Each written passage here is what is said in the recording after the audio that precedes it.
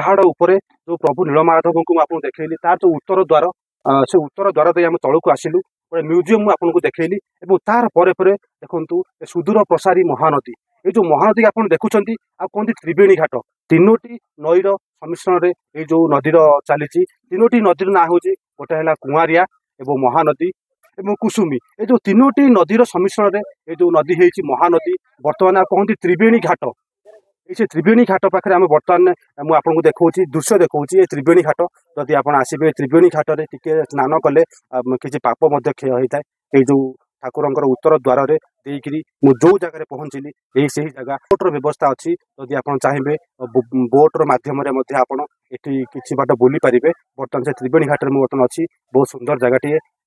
ମୁଁ ପଛପଟେ ଦେଖିପାରୁଥିବେ ଆପଣ ଯୋଉ ପାହାଚ ଲମ୍ବି ଯାଇଛି ଏଇ ସେ ଠାକୁରଙ୍କର ଉତ୍ତର ଦିଗରେ ଆପଣ ତଳକୁ ଆସିବେ। ତଳକୁ ଆସିଲା ପରେ ଠିକ ଏହି ଜାଗା ବହୁତ ସୁନ୍ଦର ଲାଗୁଛି, ବହୁତ ମନୋରମ ଲାଗୁଛି।